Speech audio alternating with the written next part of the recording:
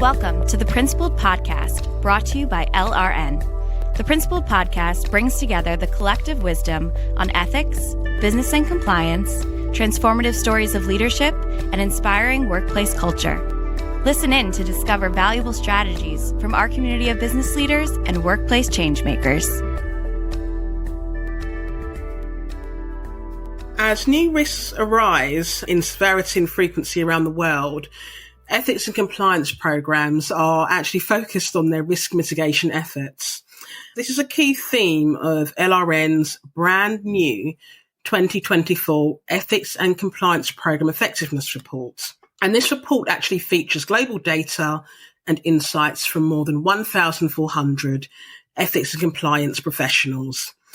According to our research, values-based programs are not only the most effective, but they also correlate strongly with reduced risk and better business outcomes. So the question is, how are E&C programs, how are ethics and compliance programs in regions like Germany evolving in response to this increasingly complex risk landscape? And what do these global best practices look like for programs in that region on a daily basis? Hello and welcome to LRN's Principled Podcast. I'm your host, France Ibekwe, Senior E&C Advisor at LRN. And today I'm really pleased to say that I'm joined by Gernot Tölle, the Head of Legal and Compliance at VITA34 AG in Leipzig, Germany. And we're going to be discussing key findings from the German edition of the 2024 Ethics and Compliance Program Effectiveness Report, and how those key findings apply to programs in that region. So Gernot, firstly, thank you for joining me on the Principled Podcast. It's great to have you. Could you start by telling our listeners a little bit about VITA34 and also your role within the organisation? Yeah, Francis, thanks for having me in the LRN Principled Podcast today. I have joined Vita in May 2023, so last year, and I'm responsible to build up the legal and compliance function for the Capital Group. Vita is in the business of prior conservation of human stem cells from cord blood, cord tissue, and also from placenta tissue. Plus, we're engaged in treatments and base products made out of stem cell for the pharmaceutical industry. And in Germany, cord blood and cord tissue, cord blood especially is considered a prescription drug.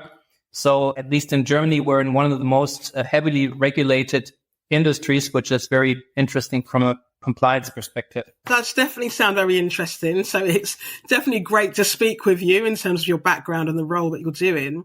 And so, I just want to dive straight in terms of looking at one of the themes that we found in the report for this year. And we actually found that a foundational concept within ethics and compliance programs is that their ethical behavior is actually primarily driven by values. That notion seems to have gathered substantial momentum over the years. And based on our comprehensive global data set, we actually found that 77% of E&C professionals affirm that their organisations prioritise values over rules, and that's to inspire ethical conduct. And that actually marks a significant increase of 27% since LRN initially posed this question back in 2016. I just want to put that into further context because, for example, we found that for German E&C programs, they are indeed adopting a values-driven approach, whereby 82% of organisations' ethical culture has grown stronger as a result of navigating challenges. So when we look at this focus on values in E&C programs, I just wondered, how this trend resonates with your perspective.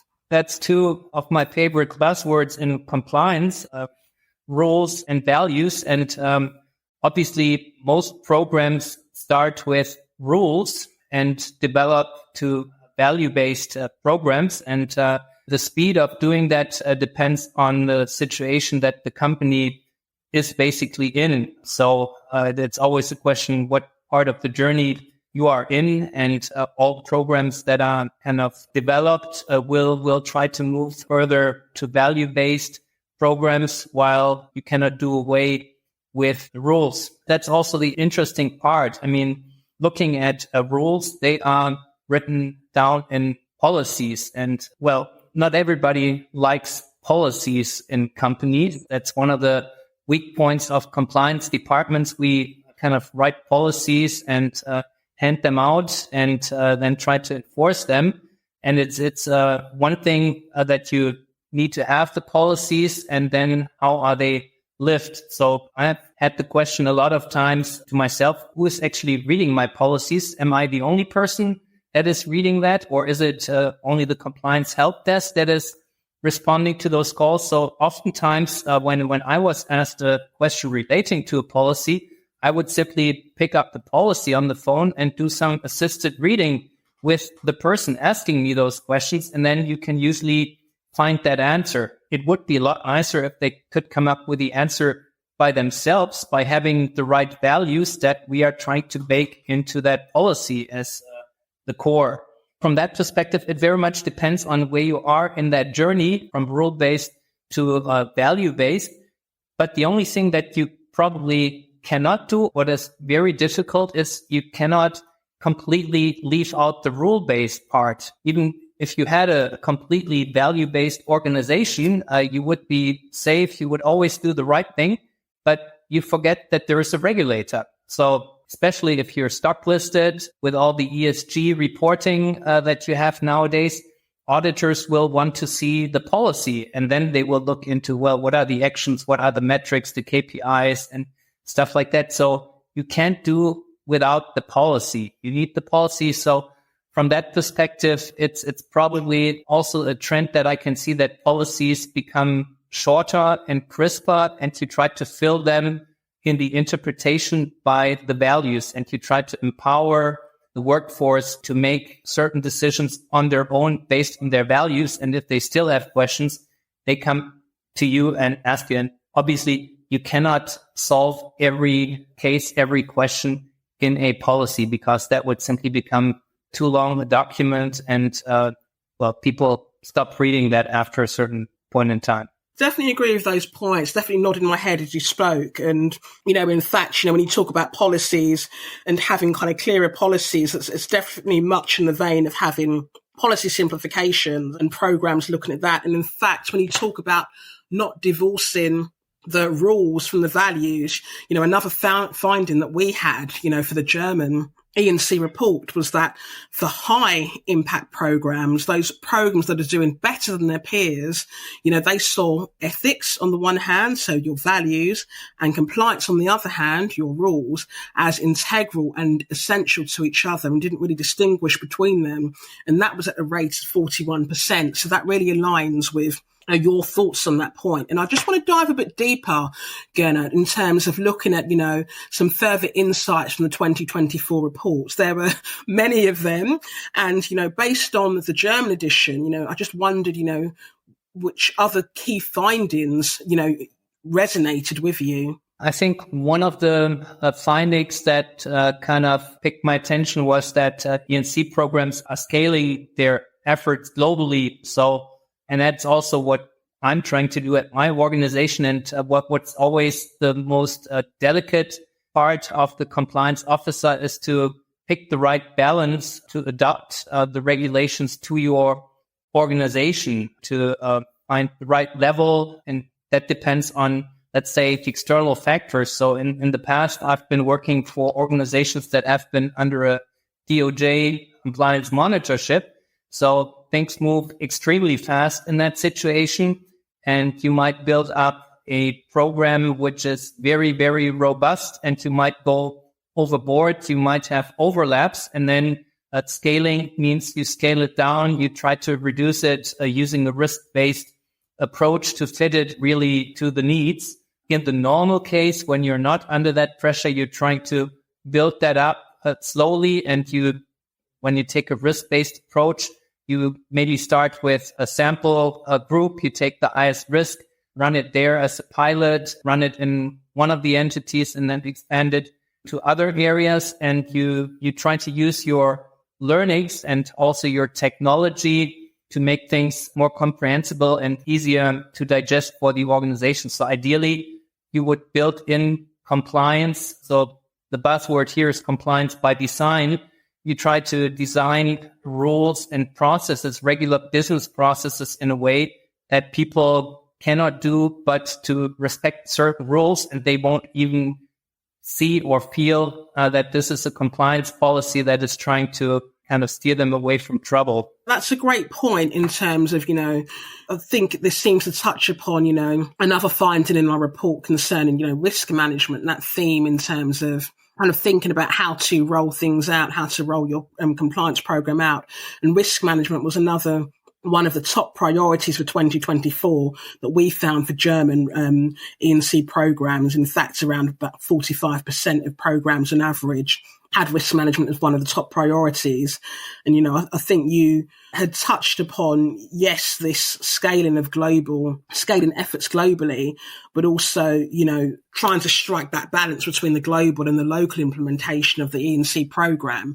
Did you have any further thoughts on that, for example, from a risk management perspective? Yeah, basically, compliance risk management is on the basis of any compliance management system. You need to know your organization and identify the risks in order to build up, let's say, the right policy landscape, organization, and then also the controls around it. So that's an integral part of compliance management systems, but it's also an integral part of any business operation. And the entities in Germany are required to have risk management systems from a financial perspective, and most of the compliance aspects also at the end have a financial impact. So if you have an investigation or fraud, this will show in your balance sheet. So it will become part of your kind of financial risk management.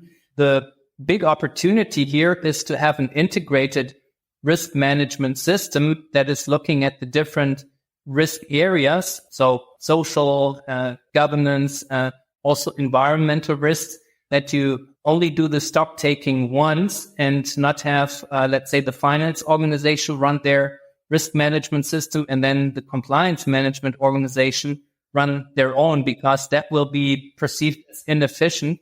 So it's important for the compliance function to align very well with the other assurance functions and to make sure you don't double the effort for the colleagues concerned in identifying the risks, measuring and updating, because, let's face it, this burden on the organization, but it's also worth doing it. And this is part of the role of the compliance department to explain why it is worthwhile to do this, because at the end of the day, this will save the company money, and that means you have more opportunities to expand or pay dividends or whatever. So it's a healthier company at the end of the day. So I see that integration as a great opportunity, again, to let compliance a little bit disappear as a standalone tool, but to integrate it into the regular business operations so it becomes automatically DNA of the operations of the company. And, on that point, in terms of your thoughts on the 2024 report, were there any other points that you wanted to discuss in terms of any findings that resonated with you, Gernot?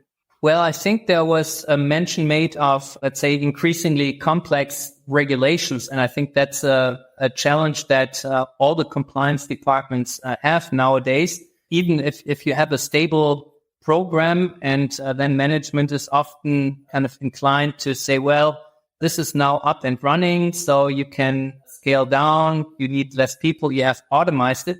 But on the other hand, you get more and more regulations, even though the national legislator might have the policy to do away with one law if they introduce one new law. But let's face it, if you have a new law, you need somebody that needs to read it, interpret it, apply it to your organization, see if you need to put it into some kind of policy, change a process, make sure how to operationalize it.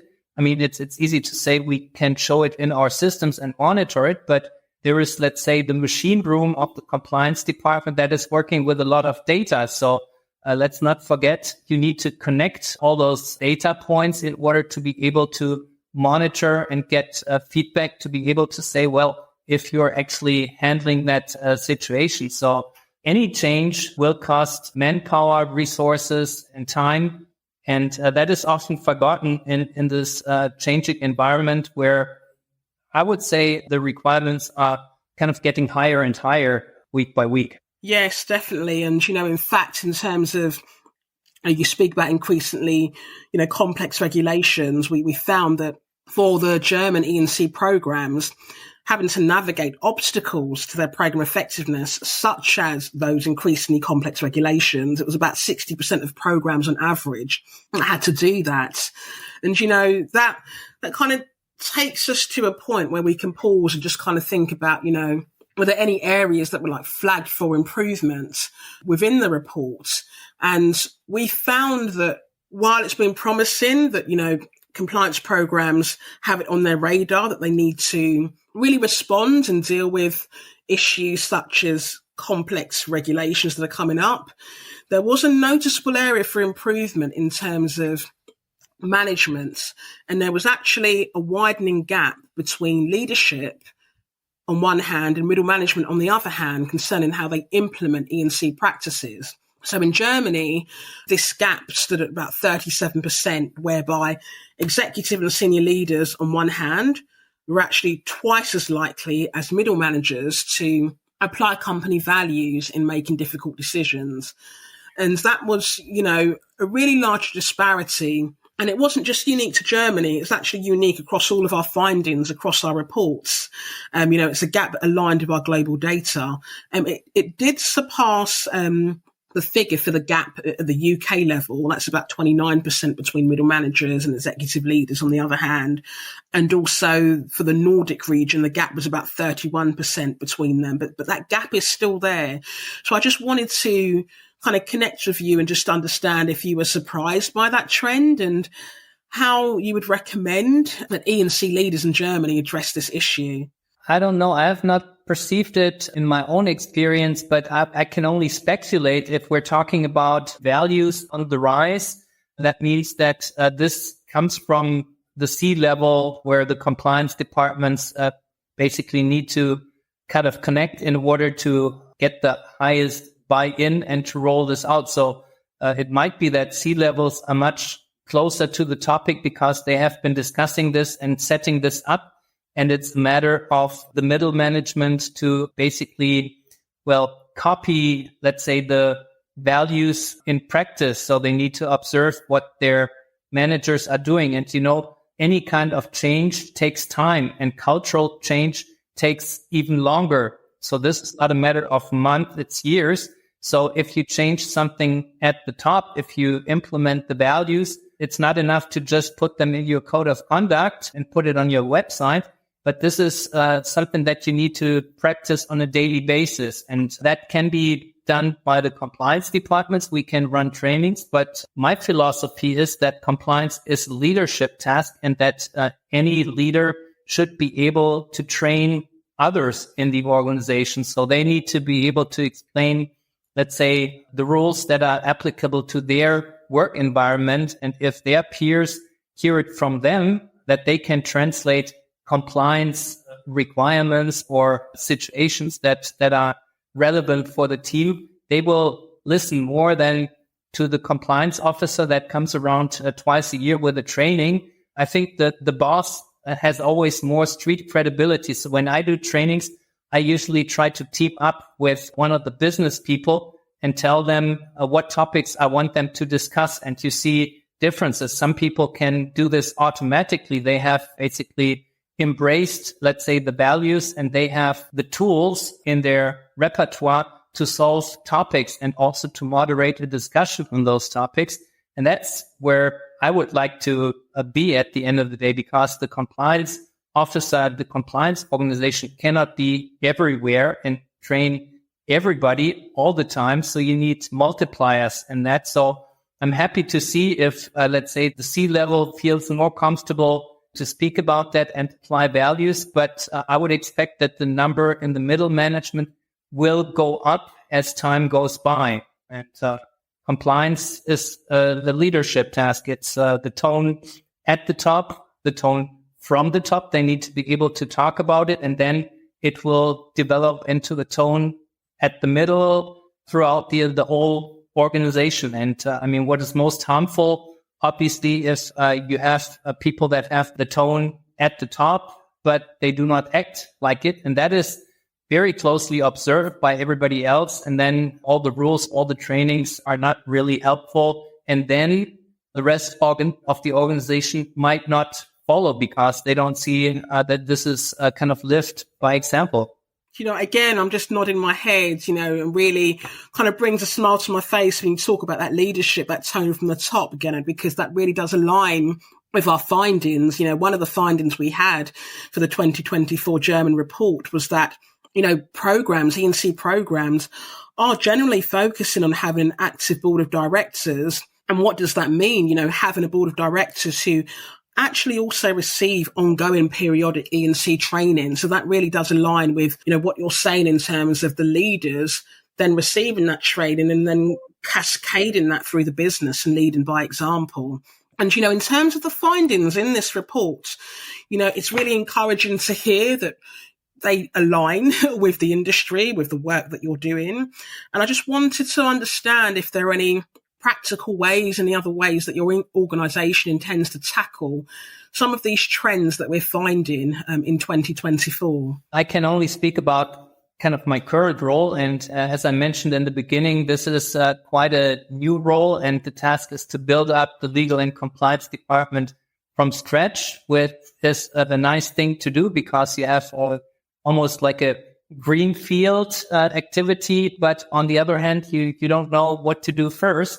So there's a lot of things to do, while if you are in an organization that had a compliance organization for a longer time, you will be more looking at details. So from that perspective, I think my situation might be somewhat special, but still, the company I'm in is a German Aktiengesellschaft. We're stock listed at the Frankfurt Stock Exchange in Prime Standard.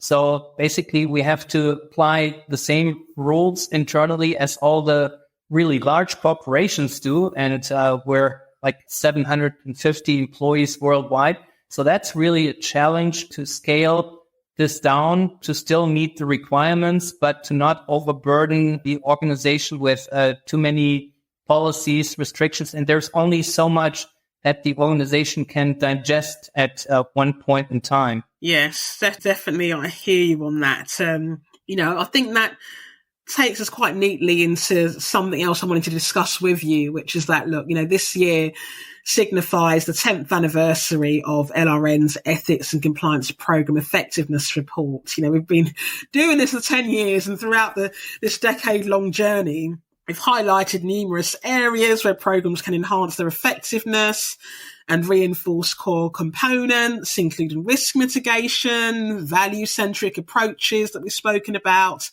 and also, putting into practice E&C across organisational levels, and also incentivising ethical conduct. And looking ahead, I just wondered, which advancements do you anticipate E&C programs addressing in the upcoming year, or even over the next 10 years? Yeah, looking into my crystal ball, what can I tell you? Technology is obviously one of the big topics with all the artificial intelligence. There will be a lot of changes kind of in support of how the compliance departments operate, the tools that they use, but also there is ethical challenges around the use of that technology. It's developing so quickly that it's hard to keep track of those developments. So that will be quite a challenge. I don't know if the technological development will slow down at some point, and then organizations might be very far from each other. So there's big companies that have a big focus that work a lot with those technologies, big telecommunication providers. And then you still have, let's say, the old school companies that have a traditional business model that are not so technology driven. For them, the divide will become quite big. That's going to be a challenge, and it's going to be interesting. And you mentioned ESG. I think that's one of the topics that a lot of the compliance officers have on their desk nowadays, at least in Germany, depending on the size of the company. So they either need to report on NFRD this year already or CSRD next year, but this will come, and this will be the huge effort to kind of collect data, interpret data, and then you cannot have a standstill from 1 year to the next year and report the same numbers again, but you will need to demonstrate to the capital market that you're getting better, that you have a plan to change things, and you need to prove that you do. So this is going to put pressure on the compliance organization, but also on the management. And what you said earlier, the C-level and the boards, they will need to professionalize in that area, gain expertise. And that is also regulated by laws, what their kind of role is and their qualifications are. In Germany, I mean, the big impact was from the Wirecard scandal. So the requirements on the personal skills of board members, and in Germany, we have predominantly the 2-tier board system for the C-level and also for supervisory boards, is rising. Plus, they need to also monitor ESG, so they need to be aware of those topics as well. So that is quite a development, and we'll see quite some upskilling on a lot of levels for a lot of people in order to comply with, let's say, what the rules say, and also what is needed in order to move companies forward. I mean, if we're looking at the environmental impacts, there is agendas, national agendas and global agendas that we want to live up to. And it starts, well, at home and in your company. And you need to embrace this and not only treat this as a chore that you have to do, but you really don't want to. You know, there's definitely tie in with the findings that we had in the report. So I'm pleased that you've picked those up in your crystal ball. And, you know, just even, for example, on the point of AI, yes, you know, German E&C programs are beginning to have that on their radar because they are focusing on that as a key area. I think it was about 31% of programs. And, you know, that aligns with legislation that we have coming in, the EU AI Act, that's in on the fundamental rights and AI system safety risks. And then you talk about ESG and talk about having to focus on things at the home level, but also, you know, further afield. And, you know, we see the German Supply Chain Act, which covers human rights and environmental obligations, and also the EU's new European sustainability reporting standards and corporate environmental disclosures. And so, as I said, you know, pleased that you're focusing on those and looking at those areas, will have those on your radar. And, you know, Gernot, thank you so much for sharing your insights in this report. It's really been great having you on the podcast and speaking with you. And I really hope that you'll come back and speak with us again soon. And I just wanted to say that for everybody, my name is France Ibekwe, and I want to thank you all for tuning into the Principled Podcast by LRN. Thanks for having me. We hope you enjoyed this episode. The Principled Podcast is brought to you by LRN. At LRN, our mission is to inspire principled performance in global organizations by helping them foster winning, ethical cultures rooted in sustainable values. Please visit us at lrn.com to learn more. And if you enjoyed this episode, subscribe to our podcast on Apple Podcasts, Stitcher, Google Podcasts, or wherever you listen. And don't forget to leave us a review.